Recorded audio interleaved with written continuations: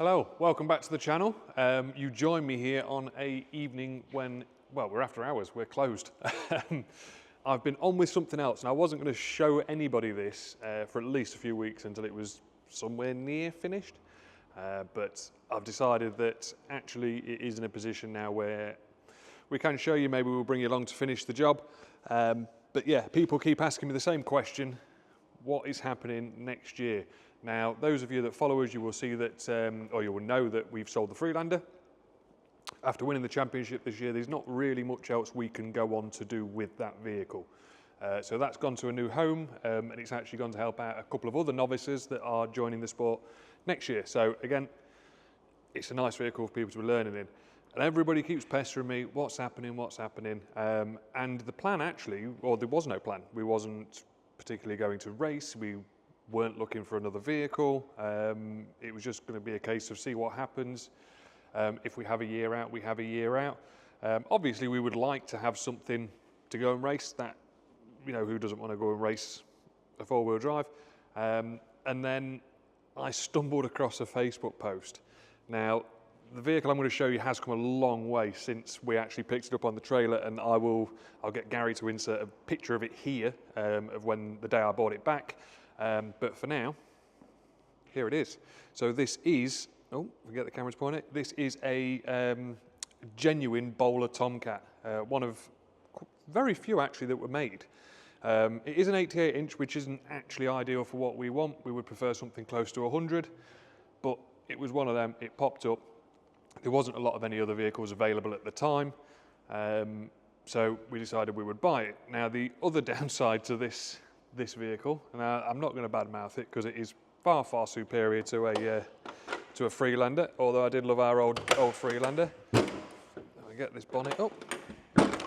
So the other downside to it is it's a V8. Ideally, this should be a TD5 lump. It wasn't going to happen with what was available, so it's 4.2 V8 petrol. Don't get me wrong, it still generates really, really good power. So we had this vehicle on the dyno about a year ago, 2 years ago, something like that, and it did really good power. So it's a good, strong truck. So 4.2 V8, it's mated to a HP 24 with CompuShift. So it's an automatic with flappy paddles, allows you to manually shift through the gearbox as well. And the plan is just to go and race it. So we don't know what races we're doing. We don't know where we're going to race, what championship we're racing, if we race full championship, or do we just go and do some other entries, you know, random entries, and just go and have a bit of fun with it. And then end of next year, pull the V8 out, drop a TD5 in it, see what happens. You know, yeah, it's all down to how we get on with the vehicle this coming season. Might get to the end of the season and something else pops up that we actually decide, you know what, we'll let this one go, we'll move on. So, as you can see, it isn't a finished truck, not by a long shot.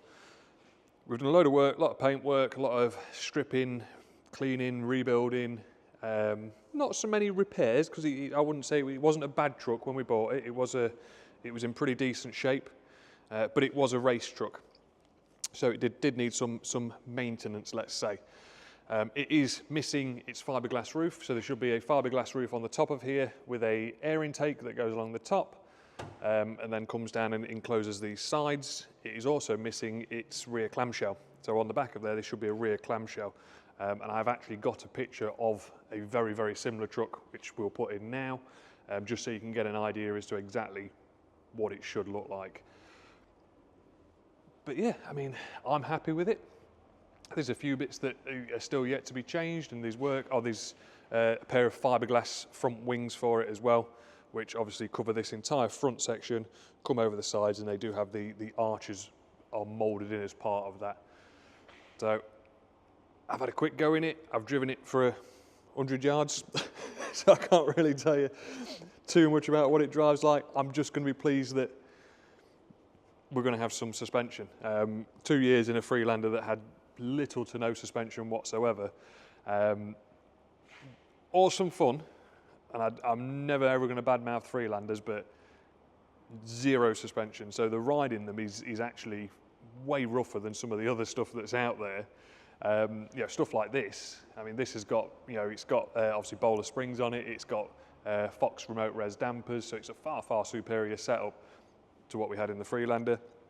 Power-wise, again with more power. It's going to be weird not changing gear, but again, I'm not going to complain about it. So yeah, looking forward to it. We will be at LRO show, so we will be out in the arena in this as well. So yeah, you know, I just thought I'd drop in here and let you guys all know and see what we've been on with, because it's getting more and more difficult to try and hide it out the back of the shots in the videos we are recording. It's just sat in the middle of the workshop, so every time you're doing a video, you've got to be conscious of it. What else have we got in at the moment? It seems to be one of these things where we've got a lot of competition trucks. So this is Scott's winch truck. It's used the rear wheels. It has been on the dyno. His other wheels are kicking around here somewhere. This is in for something I can't talk about at the moment, but you will see possibly in an upcoming video what we're doing, and that's something quite special. Certainly something that will make his life a lot easier. This thing is back again. So what happened with this one is it was recovered back to the workshop a few days ago with a no drive issue, and all it's done is it's smashed a CV. Nothing major, but I mean, as you can imagine, with those wheels and tyres and the setup that it has, the customer likes to play at pay and play days, and obviously the horsepower it's got versus the big wheels is struggling, and it was built axles as well. We didn't build them, they were built somewhere else, so I don't know exactly what was in them. But yeah, he's obviously having a lot of fun in that thing. What else is there? So this thing in currently, so this has got a starting issue, which we've actually put down to, it's had the injector buckets. So the injector buckets where the copper washer sits, they've been machined or cut, but they've been done very roughly. So the copper washer doesn't seal anymore, and that's causing a starting issue with that. So that's actually in for a replacement cylinder head. But yeah, all pretty straightforward stuff. We're supposed to be winding down for Christmas, but doesn't seem to be looking that way. But yeah, just thought I'd show you what we've been on with in terms of the race truck and what we are planning to do next year. So there will be more videos on this once we start to get into the testing phase. So we need to test it. So hopefully we're going to find somewhere relatively local that we can go and test this. Without having, because the only other test day is All-Wheel Drive Club, which is actually in South Wales, and it's a long way to go to test something that is, I wouldn't say an unknown, but something that is freshly rebuilt. So yeah, we'll bring you along for that. I'll do another update video on that once all the fiberglass parts are here, which they're due this week or next week, and we start to get the skin on it. But yeah, for now, thank you very much for watching, and don't forget, like, subscribe. We'll see you on the next one.